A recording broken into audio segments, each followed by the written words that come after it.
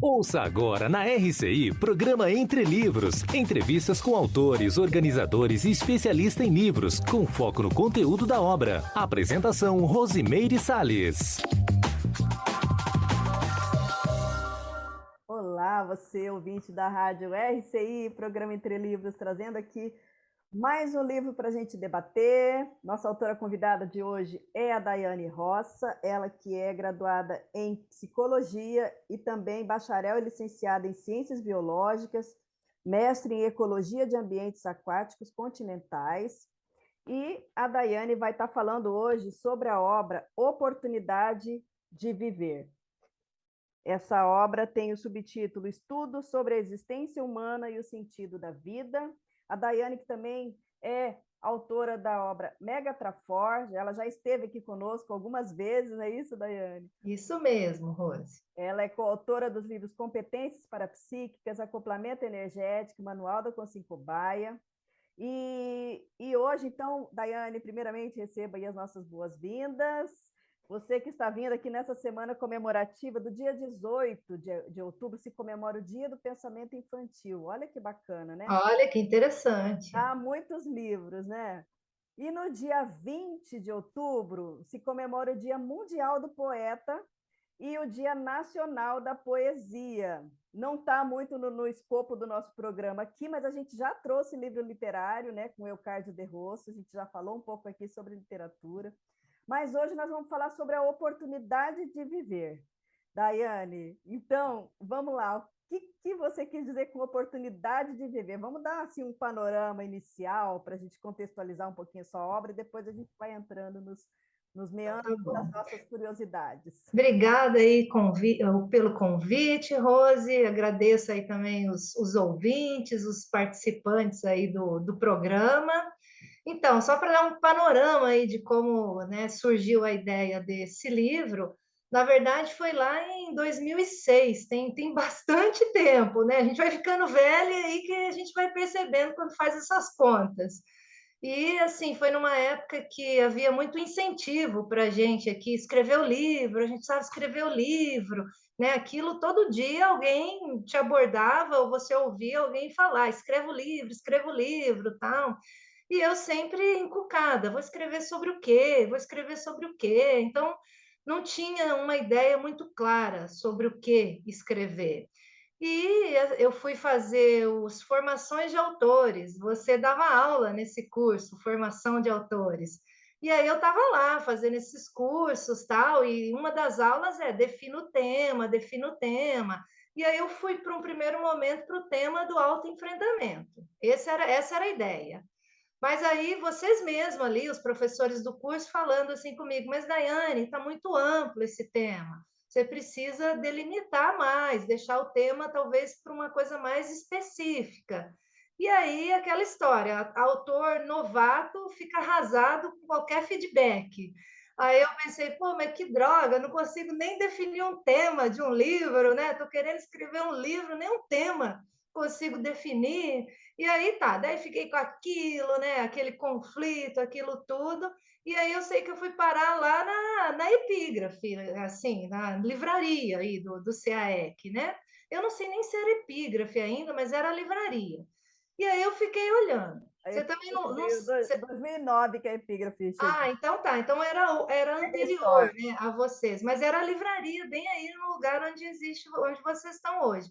E aí eu estava lá e olhando os livros, pensando assim, olhando os títulos de outros livros para ver se tinha alguma ideia. Então foi nesse ambiente, né, de biblioteca, de livros assim, que eu consegui ali captar uma ideia que foi nessa linha, né? Escreva sobre oportunidade de viver. Aí eu pensei comigo, tá aí, acho que é um bom tema, né? Oportunidade de viver.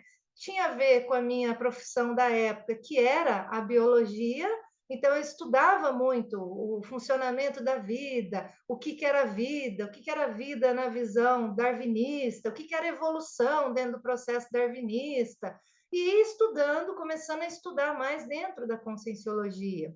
E aí eu pensei, realmente esse pode ser um bom tema.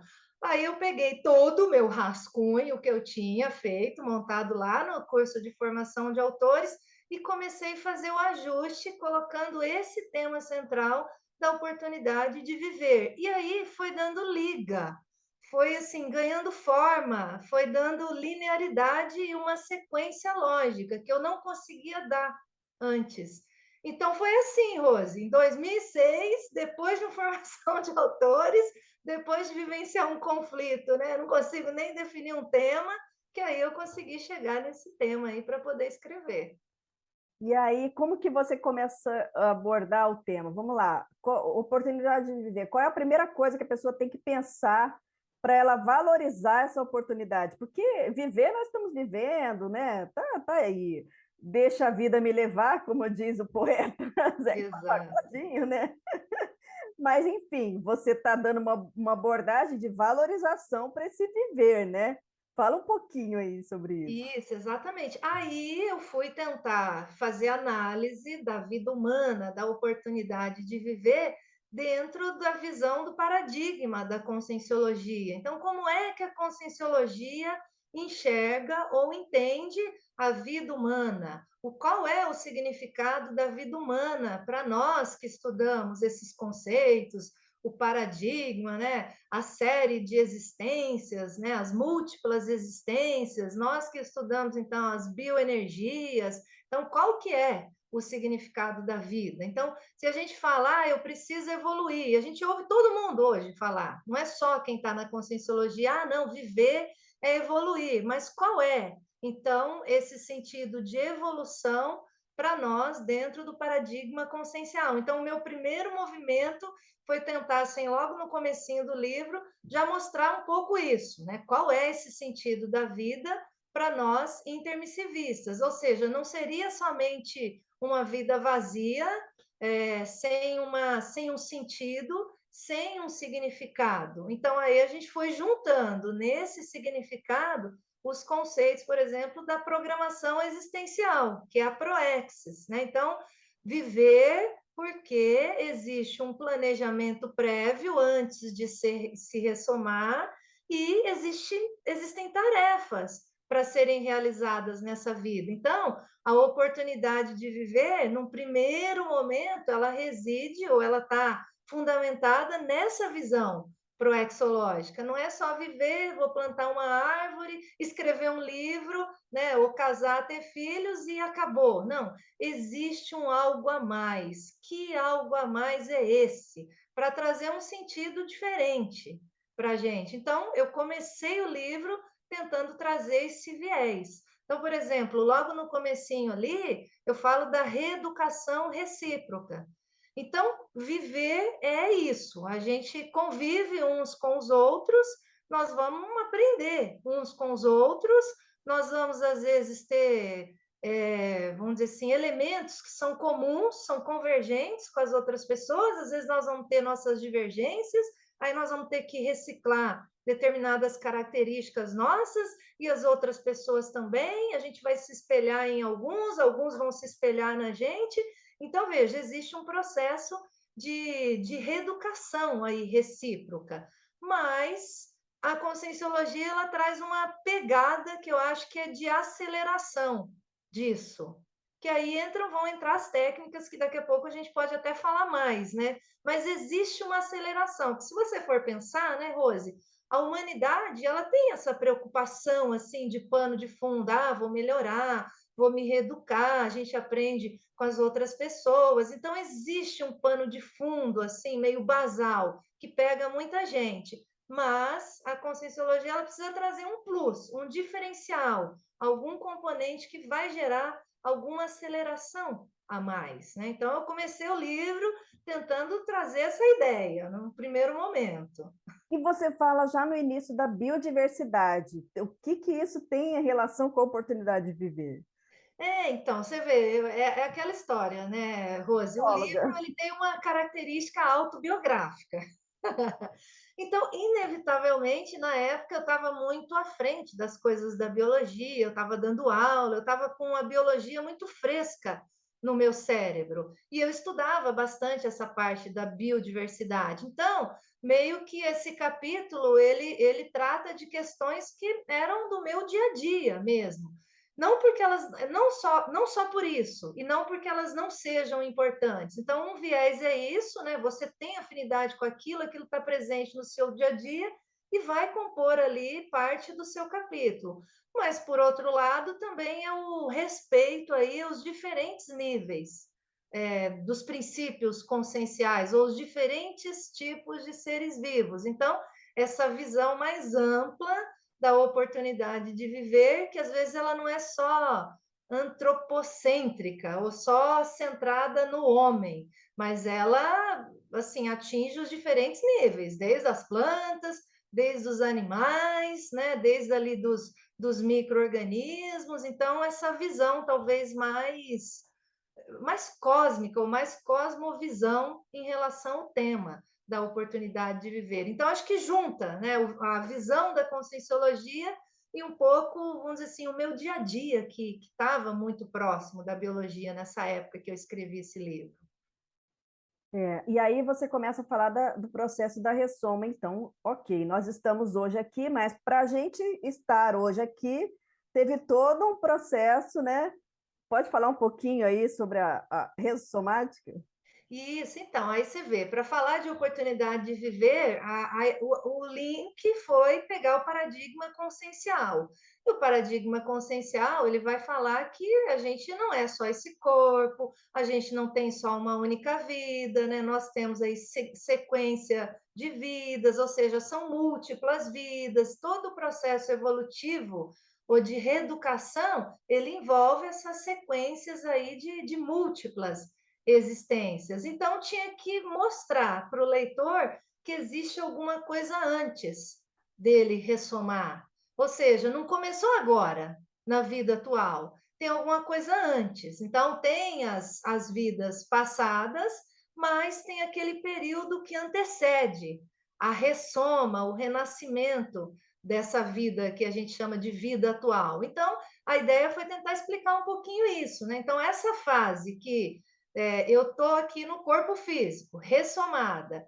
Aí eu dessomo, ou seja, ocorre a morte, eu descarto o corpo físico, eu fico então numa dimensão extrafísica, e esse período que eu não tenho um corpo físico é o período que a gente chama, é a nossa intermissão, né? Então, um período entre as vidas. Então, tinha que explicar isso para as pessoas, que existem esses intervalos que a gente descartou o corpo e que algum aprendizado pode acontecer.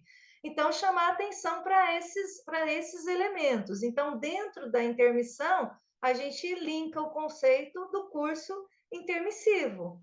Então, para muitas consciências, houve um preparo maior para ela poder ressomar e saber o que ela vai fazer nessa vida, ou para ela estar mais preparada para aquelas cláusulas, para aquelas tarefas que ela precisa realizar nessa vida. E isso, na conscienciologia, a gente vai chamar de curso intermissivo. Então, tem um viés que vai explicar ali, logo no início desse livro, o que é, então, esse curso intermissivo, o que significa esse período de intermissão, e aí existe uma transição, a saída da intermissão e a pessoa, vamos dizer assim, se preparar ali logo para ressomar, que é a fase pré-ressomática.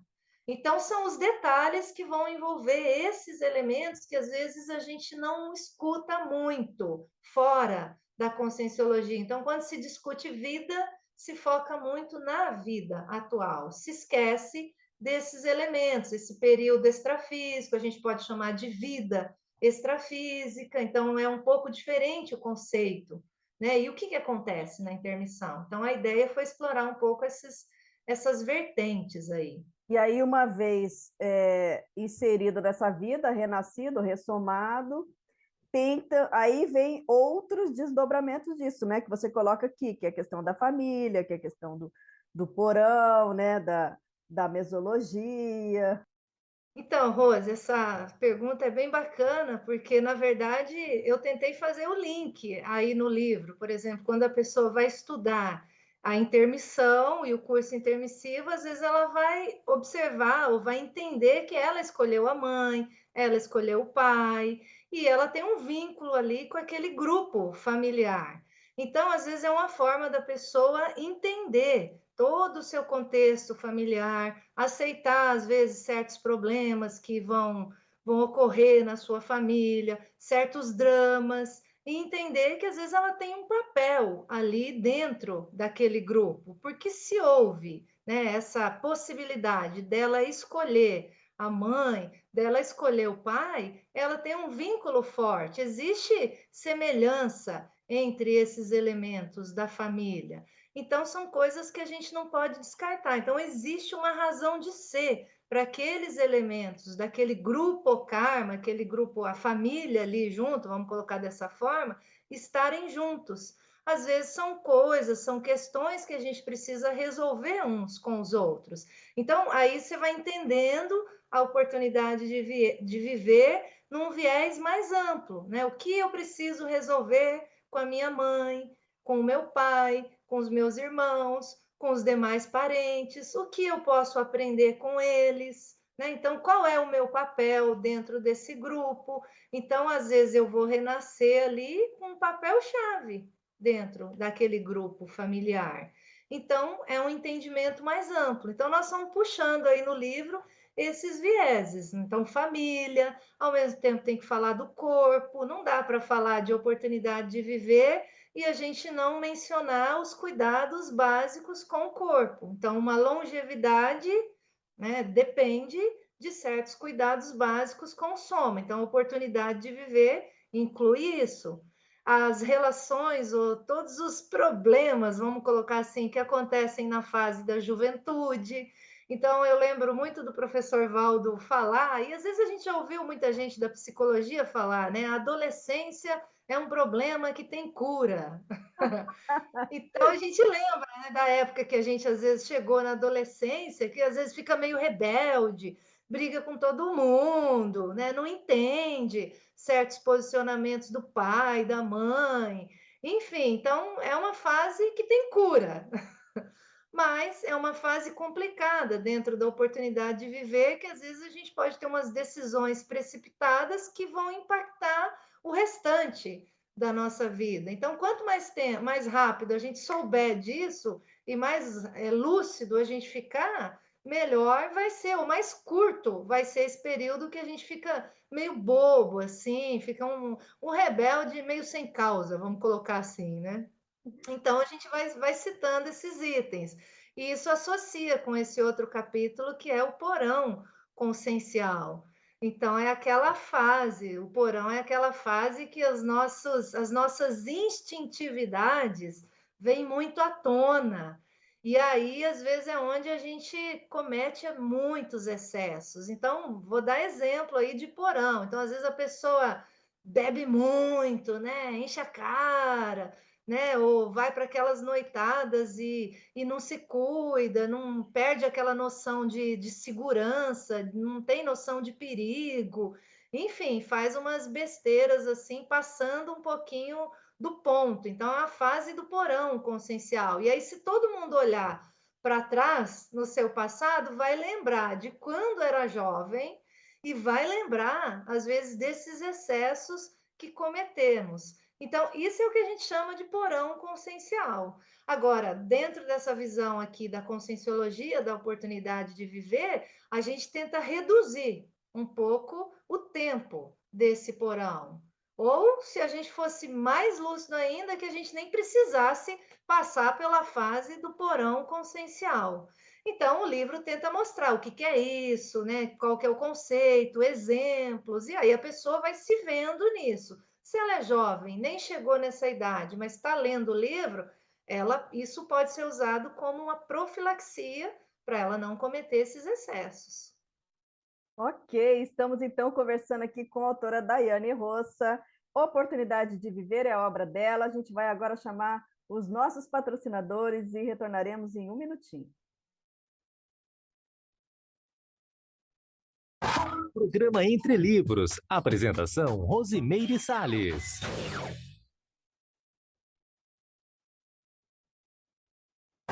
Voltamos a apresentar Programa Entre Livros. Apresentação: Rosimeire Salles.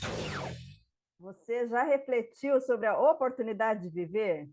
Daiane Roça está falando aqui com a gente sobre esse assunto, é o título do livro dela. Daiane, realmente, né, a gente chega nessa fase da rebeldia, da adolescência, né? Mas se tiver essa noção de que a gente combinou de estar com essas pessoas, né, de que faz parte desse corpo, né, a alteração dos hormônios, então tudo isso faz com que a gente vai conseguindo levar melhor, né? E se tiver aplicação da inteligência evolutiva, não é isso? Exatamente, Rose. Você falou um ponto-chave, um conceito-chave, inteligência evolutiva. Esse é um aspecto que a gente deve ressaltar mesmo. Então, quem tem mais inteligência evolutiva vai saber valorizar mais a oportunidade de viver e não vai cair, às vezes, nesses desperdícios, nesses excessos, ou consegue minimizar o máximo. E aí eu queria que você falasse, porque você já começa falando de técnicas existenciais. Então tá. Então, mesmo para a gente viver, a gente não necessariamente precisa, né, deixar tudo ao léu, mas a gente pode otimizar essa passagem aqui por essa vida, né? E aí você traz algumas técnicas, eu queria que você falasse aí um pouquinho sobre elas. Exato. Então, veja, essas técnicas que é o que eu acho que talvez faça muita gente pensar, porque para a gente sair da mesmice, vamos colocar dessa maneira, e a gente realmente atingir um nível ou promover alguma aceleração evolutiva na nossa manifestação, na nossa forma de viver, na nossa forma de encarar esse significado da vida. E aí a gente vai trazendo algumas técnicas, por exemplo, a técnica ali da própria inversão existencial. Então, a inversão existencial é uma técnica que tem alguns critérios. Então, por exemplo, existe um período, né? No máximo até os 26 anos de idade, eu estou apta a aplicar essa técnica. Depois dos 26, se eu descobrir a técnica, essa técnica já não me cabe. Aí daqui a pouco a gente fala da técnica da Ressex, que pega as pessoas para cima, leu para mais de 26 anos. Mas o que implica a técnica da inversão existencial, por exemplo? É eu fazer a inversão, ao invés de eu esperar a vida adulta ou o período da aposentadoria para eu começar a fazer assistência, a gente começa a fazer assistência antes, na fase da juventude. E aí vão entrar alguns elementos, por exemplo, é uma assistência que envolve não o casamento comum, mas o casamento de papel passado, convencional, abençoado pelo padre, não precisa disso. Já existe uma maturidade afetiva que se busca logo na juventude e um caminho no sentido da dupla evolutiva. Você constituir ali uma união em que não precisa ali do papel, mas que é uma união tipo é para fins evolutivos, para os dois trabalharem ali em prol da assistencialidade. Um outro item muito comum, né? A mulher ou o homem ali, eles não podem concordar com, por exemplo, o processo do aborto. Então, veja, existe ali uma condição dentro da técnica que, se você escolheu isso, já não dá mais essa técnica para você. Houve um comprometimento, porque o feto, no momento que ocorre ali a concepção, nós vamos colocar aqui na conscienciologia que a consciência já está ligada ali aquele feto. Então já existe ali uma união. Antes até de ocorrer a concepção, a consciência vai até perdendo ali a sua aparência adulta e adquirindo até uma aparência mais infantil, né? E aí, veja, tem esse ponto do restringimento, e no momento da concepção já existe a ligação. Então, você já está ligado àquela consciência. Então, veja, o ato ali do aborto em si, né? Você vê um tema polêmico, ela já constitui ali um certo comprometimento ali para o casal, para aquela decisão.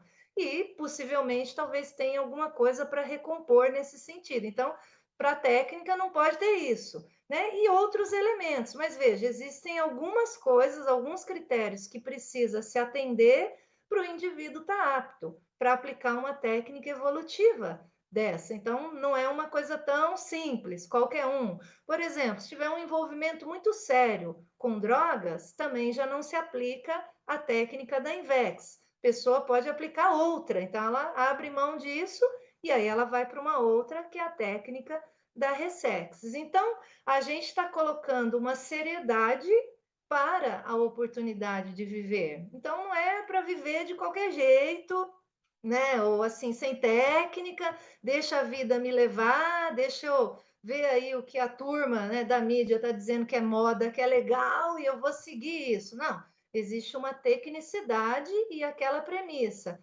Você quer otimizar a sua evolução? Então, vamos nos envolver mais com o processo da assistencialidade. Como? Uma técnica, fazer a inversão existencial. Aí, não deu essa técnica mais para mim, Daiane. Ok, a gente tem a outra, que é a técnica da Ressexes, que é a reciclagem existencial. Então, é aquela que você dá uma virada na sua vida, você abre mão daquilo que às vezes está te prejudicando, aquilo que está te levando para o buraco, vamos colocar dessa forma, ou você seguindo um movimento que é um movimento muito lento de evolução. E você dá uma guinada, fala: não, não, não, preciso acelerar isso, preciso otimizar. E aí a técnica da Ressex, com um monte de elementos aí associados, vão entrar nesse universo. Então, a gente tenta explicar no livro algumas dessas técnicas.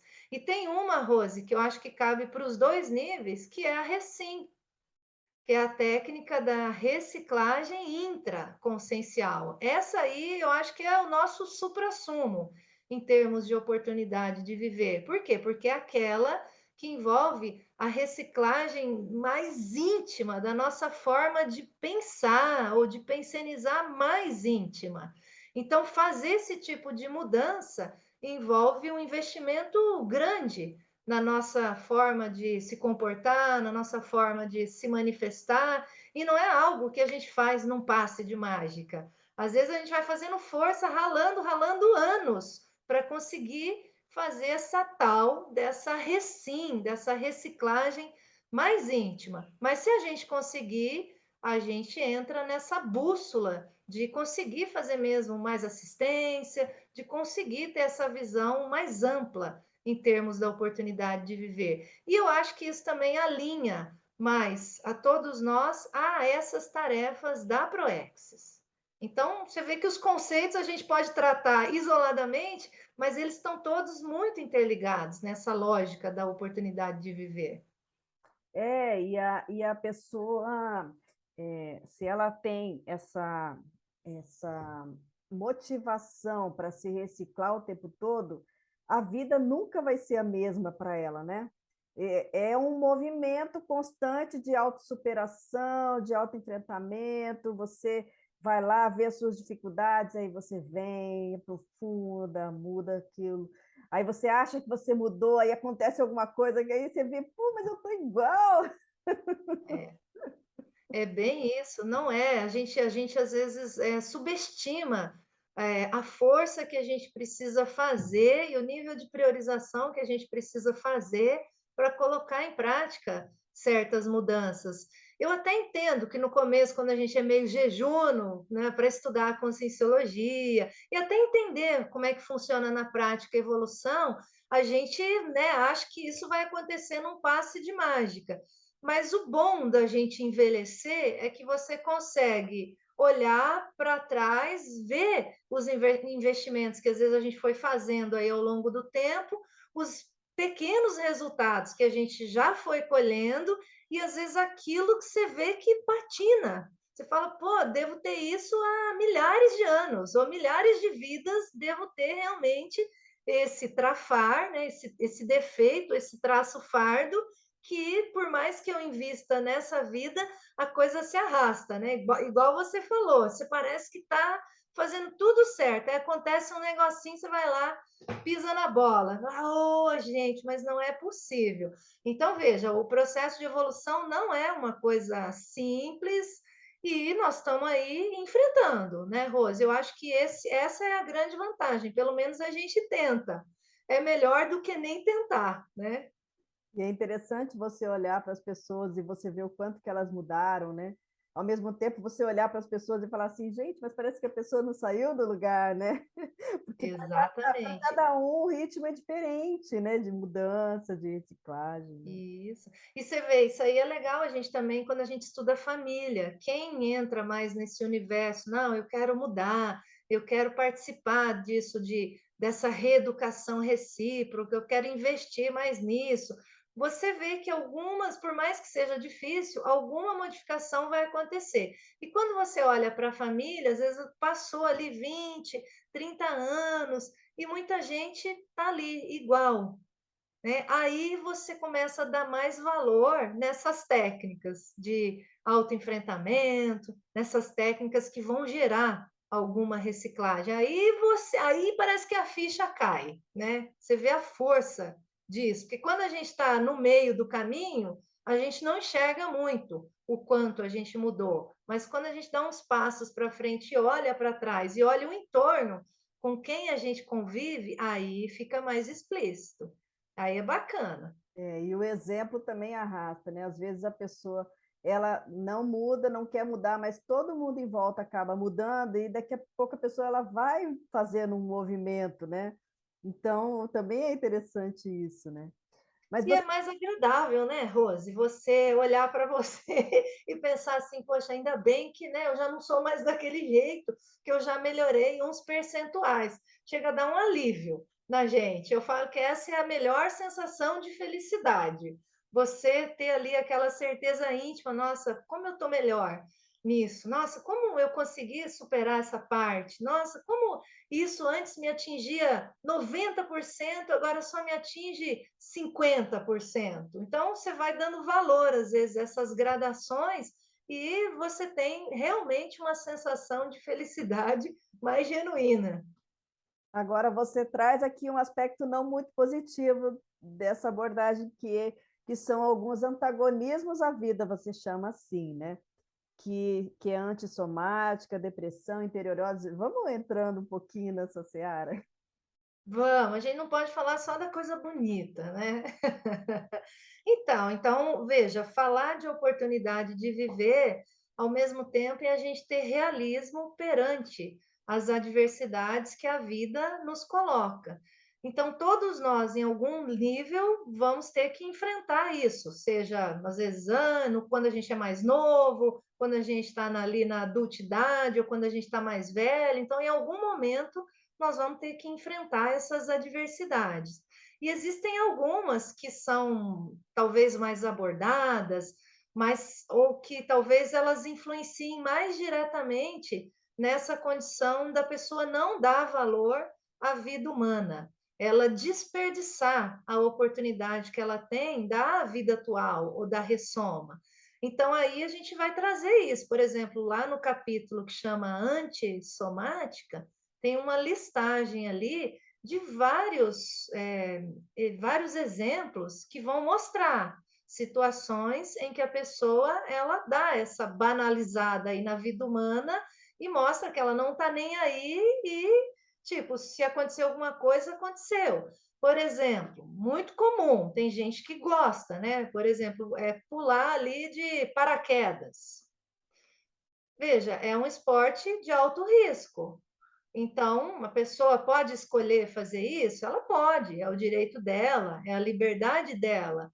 Mas quem estuda, por exemplo, as coisas que a gente estuda e dá valor à vida no sentido das tarefas que a gente precisa cumprir, não prioriza pular de paraquedas, nem voar de asa delta, por exemplo. Então, esses esportes mais radicais que podem gerar algum risco para a vida humana, eles são aqueles esportes que nós vamos colocar ali no campo dos evitáveis. Então, isso tudo é antissomática. Ou a pessoa, por exemplo, que ela não tem ali um cuidado com a alimentação, ou ela fica magra demais, ou ela fica obesa demais. Então, não tem o processo de preconceito aí incluído, tem a condição de que isso pode enfraquecer ali a saúde da pessoa ou alterar a imunidade e o tempo de vida encurta. A saúde da pessoa é comprometida. Então, está mostrando, a partir desses exemplos, que está tendo uma banalização da vida. Então, eu fui trazendo aí uma listagem, são itens que chocam muita gente. Hoje a sociedade às vezes busca essas coisas mais radicais, né?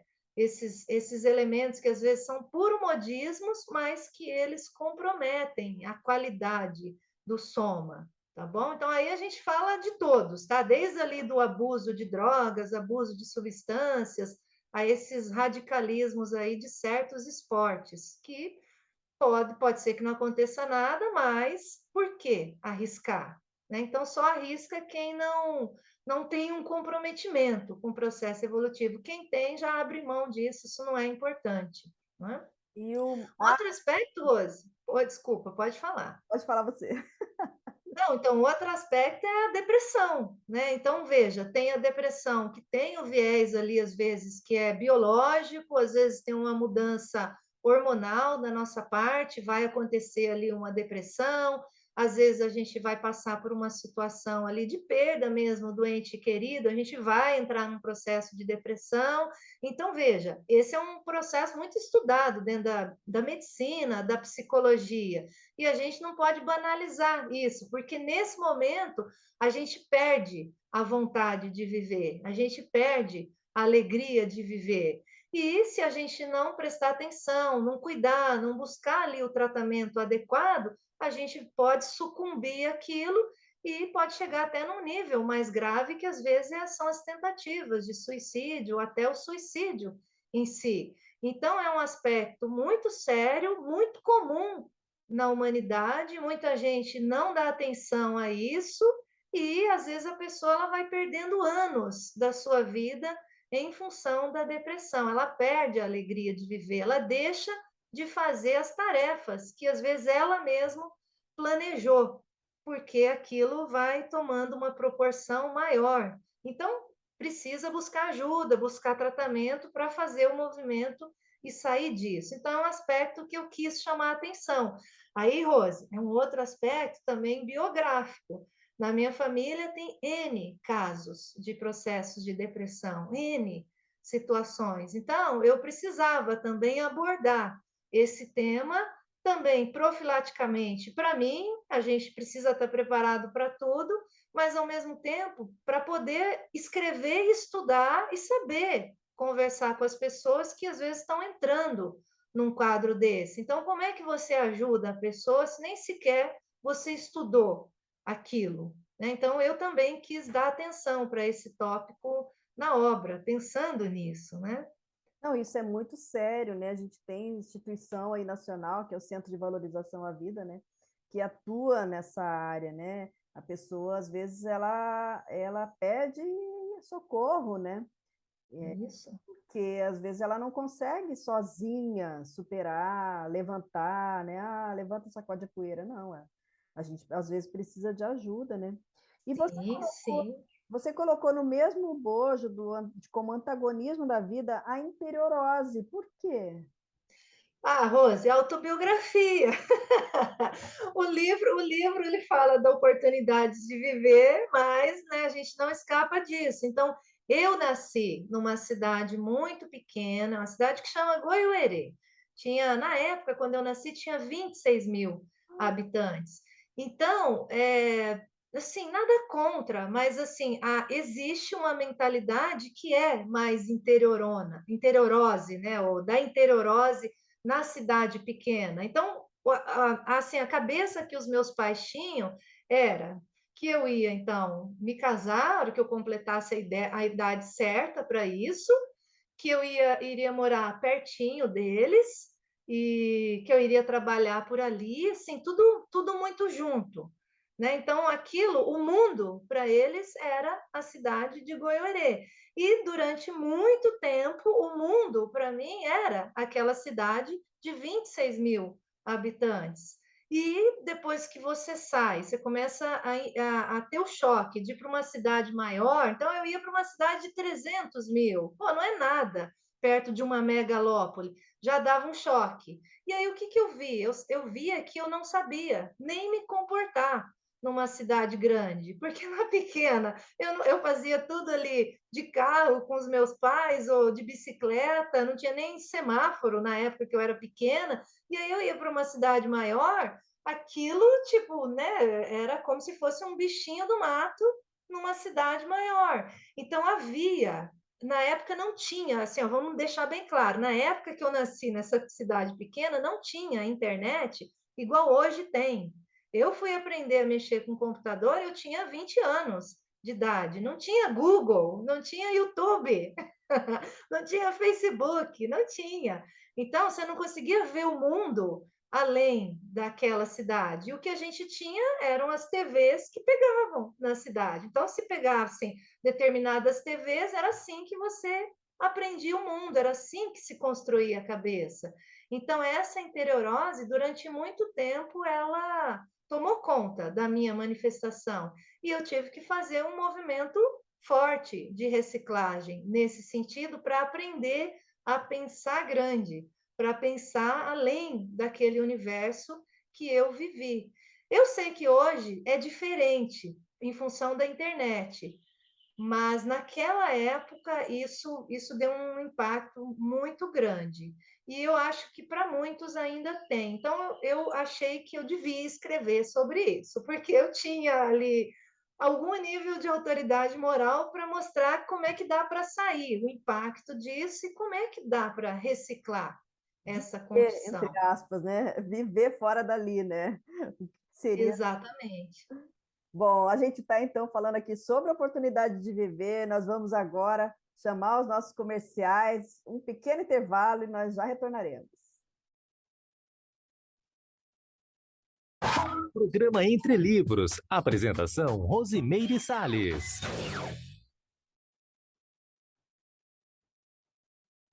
Voltamos a apresentar Programa Entre Livros. Apresentação Rosimeire Sales. Estamos entrevistando hoje Daiane Roça, falando sobre a oportunidade de viver. E aí você entra, então, na ProEx, né? A pessoa programou para ela poder chegar aqui nessa vida intrafísica. E aí, chegou, como é que ela faz para ela cumprir a ProEx? Então, essa é a pergunta de US$ 1 milhão para o intermissivista. Como é que a gente faz para cumprir a ProEx? Então, a ProEx é tudo aquilo que a gente planejou.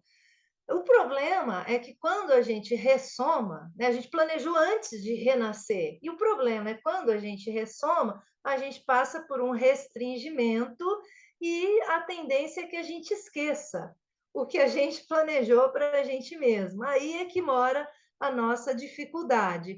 Então, o que, que a gente vê do ponto de vista prático? Que dentro da oportunidade de viver, a gente vai começar a fazer um movimento de execução ali, ou de concepção da ProEx, a partir do momento que a gente inicia algumas tarefas. Aí você vai iniciando uma tarefa aqui, outra tarefa ali. Então, é natural que as suas tendências boas, e muito provavelmente aquelas que você planejou lá no curso intermissivo, comecem a voltar. E aí, naturalmente, parece que a gente vai indo para essas tendências mais positivas e vai se alinhando mais nesses comprometimentos ou bancando certas tarefas da ProEx. Então, é como eu perguntar para você, Rose, o que que te fez começar a mexer com livros, né? O que que te inspirou? Você tinha certeza que a sua ProEx envolvia esse tipo de trabalho? Você tinha certeza, há alguns anos atrás, que você ia coordenar, né, e centrar um programa de rádio, que você ia estar divulgando os livros de outros autores, fazendo isso sempre, né? Então, você sabia disso? Não. Então, a Rose não sabia. Então, assim, a maioria de nós não sabia. Mas, veja, a Rose foi entrando, né, nesse fluxo da ProEx, por quê? Porque ela, naturalmente, mesmo que ela não lembrasse o que ela planejou, havia a tendência natural dela. É a tendência da assistência, de dar o seu melhor, de ter o seu esforço ali de reciclagem e esse foco no livro, na obra, na escrita. Então, ela foi entrando nisso, e uma coisa puxa a outra, né? Uma coisa puxa a outra. Então, você sobe um degrau na ProEx, você enxerga o degrau de cima. Você sobe no de cima, você enxerga o próximo. Então, é dessa maneira que hoje eu consigo entender essas diversas cláusulas da ProEx. Então, no primeiro momento, é tudo obscuro, mas a gente começa a fazer, começa a entrar e parece que vai clareando, parece que vai clareando. Então, eu fui tentar explicar isso no livro, o que é casuísticas, para ver se ajudava as pessoas a entenderem um pouco essa forma prática que eu entendo. Sim. E aí vem as prioridades, né? Ou seja, Exato. ok, eu já sei que eu tenho uma ProEx, eu já sei o que eu tenho que fazer, e como é que eu faço, então, para priorizar o que realmente eu tenho que fazer, não é isso? Exato. Então, lá, assim, dentro ainda da ProEx, a gente tinha que falar das metas, das rotinas, né, dos hábitos Verdade. sadios, automotivação. Então, vai pegando diferentes aspectos. Tem ainda que Mas, fazer. realmente, você vai ter automotivação para quê? Tem N coisas que o mundo te oferece, que são super legais. Mas e aí, você vai escolher o quê? Então, dentro desse viés da oportunidade de viver para o intermissivista, aí nós fomos elencando aquilo que nós vamos considerar que é o mais evolutivo. Tanto que nas prioridades a gente começa ali essa sessão falando das prioridades evolutivas. O que seria uma prioridade evolutiva? Para, num primeiro momento, a gente entender qual é o viés que a gente tem, qual é o caminho que a gente vai seguir, porque nós podemos priorizar N coisas, mas nós queremos as evolutivas. Então, na hora que a gente prioriza aquilo que é mais evolutiva, o nosso leque de opções já dá uma restringida. Então, ao invés de eu sair só viajando o mundo, né, torrando dinheiro e sem ter nenhuma pesquisa, né, deve ser muito gostoso fazer isso também, né? Mas às vezes você vai fazer uma viagem que às vezes ela tem um cunho mais pesquisístico, às vezes vai te ajudar ali a escrever uma obra. Então você vai conjugando algumas abordagens que podem ser positivas de lazer, mas com fundo, com significado maior, né, com significado evolutivo. Então, fui trazendo esses exemplos aí para a pessoa, para o leitor começar a entender isso na prática.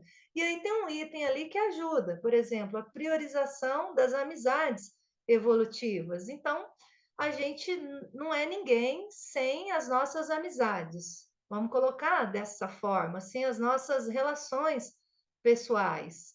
Então, o cultivo dessas amizades evolutivas são aquelas amizades, são pessoas que às vezes a gente tem mais afinidade, que a gente se parece mais em termos de temperamento, que a gente às vezes tem escolhas muito próximas, ou às vezes são membros até da nossa família, e nós vamos cultivar o convívio com essas pessoas, aprender a conviver com essas pessoas, respeitando todas as diferenças e todos os trafares que vêm junto com esse convívio. Então, esse é um elemento a ser priorizado. Então, amizade evolutiva. E dentro disso, a gente vai falar que às vezes a gente vai precisar descartar algumas amizades que elas nos chamam ou nos conduzem para um caminho mais errado.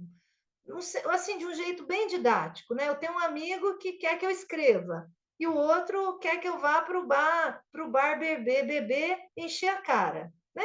Colocando assim bem, de uma forma bem simplista. Então a evolutiva é aquela que às vezes vai te puxar ali para a escrita. Às vezes pode ser mais chata, vai gerar mais esforço, mas vai ter uma sensação de superação e de felicidade mais duradoura do que aquela que às vezes é mais temporária, né? Vou lá só encher a cara. Enfim, então daí nós fomos tentando trazer alguns exemplos nesse sentido para tentar traduzir para a pessoa o que significa isso na prática. Aí tem um outro, ó, da assistencialidade Pois é, tarística. seríssimo, né? Porque você não tem sentido. Aí você no início você falou do sentido, né? Da busca do sentido da gente estar aqui. E um dos sentidos da gente estar aqui é fazer assistência, né?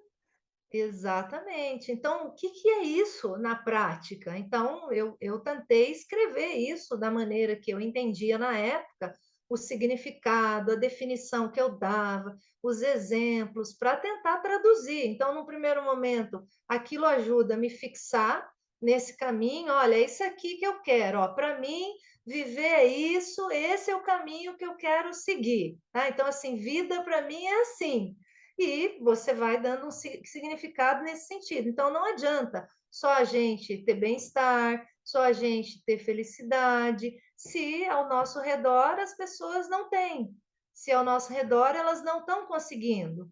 Então, essa assistencialidade ela precisa sair do nosso egão e se estender para quem quiser vir junto, porque tem gente que talvez não queira seguir o mesmo caminho que a gente, mas quem quer, a gente vai estar ali disposto a ajudar. Então, a assistencialidade vai nessa linha. Então, às vezes, nós vamos dar cursos, não é, Rose?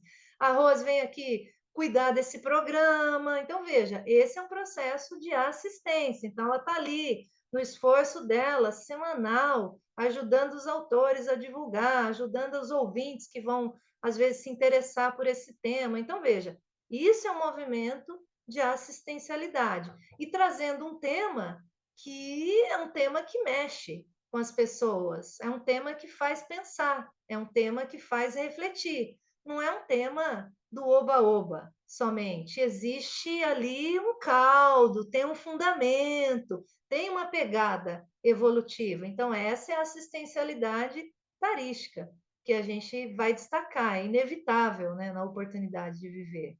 É. E aí você inclui estado vibracional.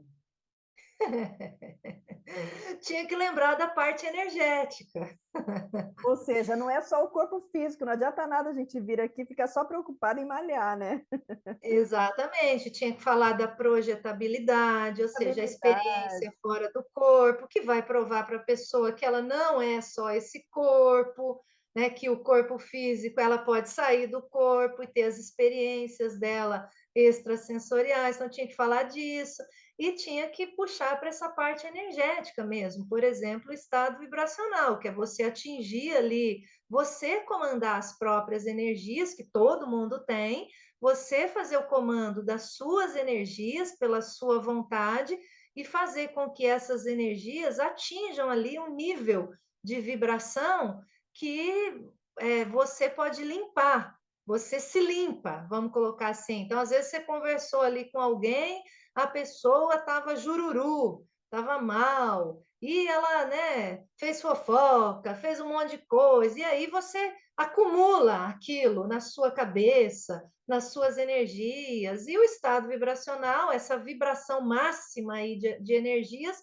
ajuda a gente a se limpar. Então, peraí, quem sou eu mesmo? Então, deixa eu tirar isso. É como se a gente fosse um celular cheio de pó, e aí o celular vibra. Na hora que ele vibra, aquele pó solta.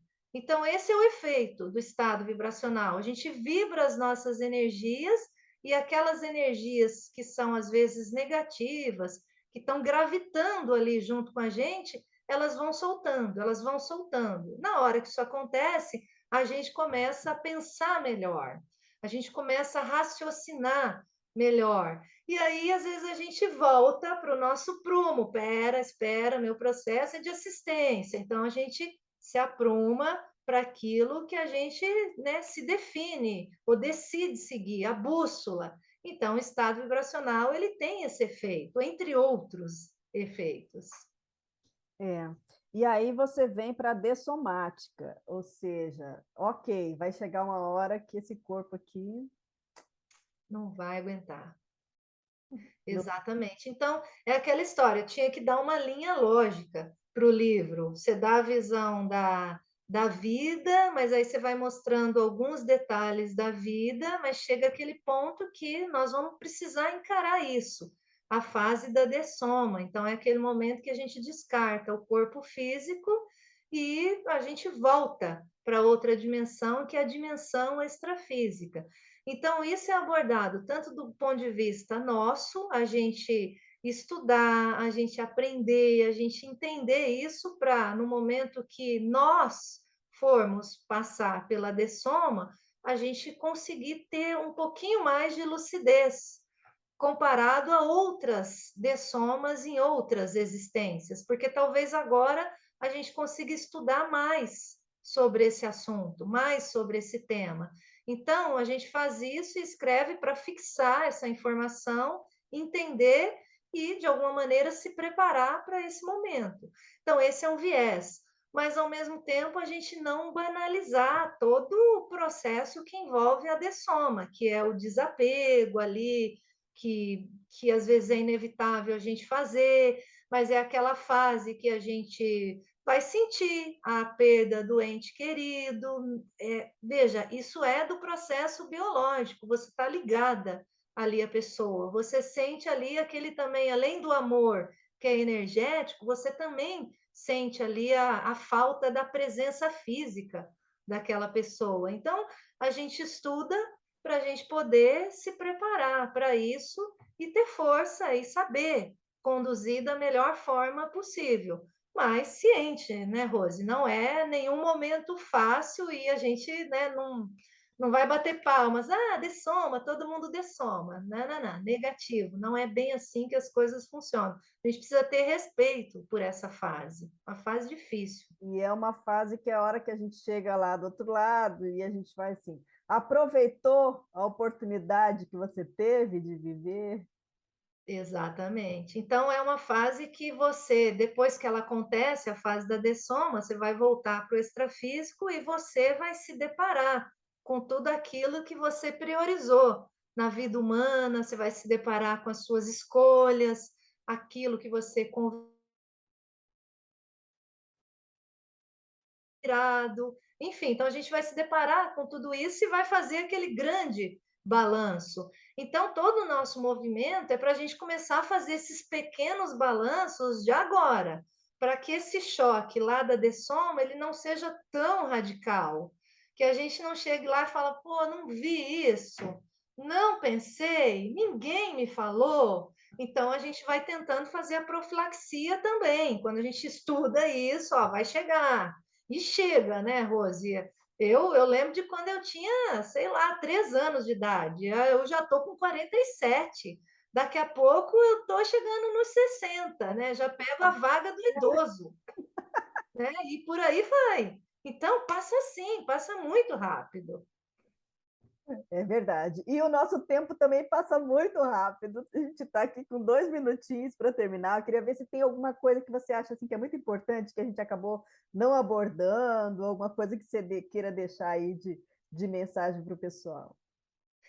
Eu acho que o principal é a gente falar assim, para as pessoas que estão nos ouvindo, para elas assim encararem aí essa oportunidade de viver com toda a alegria que elas possam ter e se esforçando o máximo nesse sentido aí do autoenfrentamento que a gente está falando aqui, para elas poderem ter um saldo positivo nessa vida, mesmo que elas não sigam todos os princípios que a gente apresenta aqui na Conscienciologia, mas para elas terem essa visão mais positiva, para acrescentar alguma coisa mais positiva nessa vida humana. Então, se muitos conseguirem fazer isso, nós vamos ter saldos mais positivos aí após a dessoma. Então, acho que é um desejo aí meu e para todos aí que estão nos ouvindo.